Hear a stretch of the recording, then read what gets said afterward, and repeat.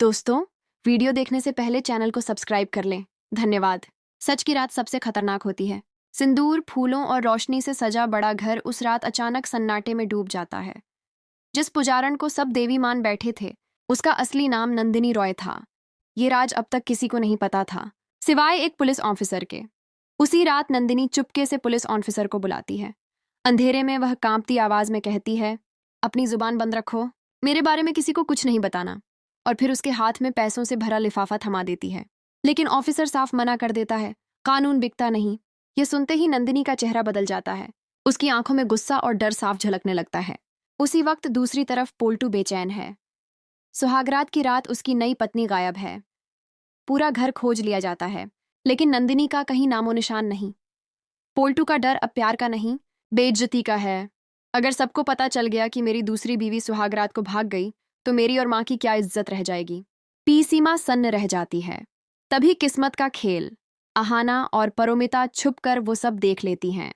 जब नंदिनी उसी police officer को पैसे देने की कोशिश कर रही होती है, दोनों की आंखों के सामने सारी तस्वीर साफ हो जाती है। घर पहुंचते ही अहाना सच का बम फोड़ देती है। नंदिनी की असलियत, उसका झूठा नाम और पुलिस को खरीदने की कोशिश, सब कुछ। परोमिता चुप नहीं रहती। दोनों पुलिस स्टेशन जाकर शिकायत दर्ज कराती हैं। सबूत मिलते ही पुलिस एक्शन में आती है और नंदिनी रॉय उर्फ पुजारन गिरफ्तार हो जाती है। कोर्ट का फैसला आता है। पी सीमा को साजिश में साथ देने की सजा मिलती है और पोल्टू को अपनी गलतियों का दंड। टूटे हुए घमंड के साथ पोल्टू पहली बार परोमिता के सामने सिर झुकाता है। मुझसे बहुत बड़ी गलती हो गई, मुझे माफ कर दो।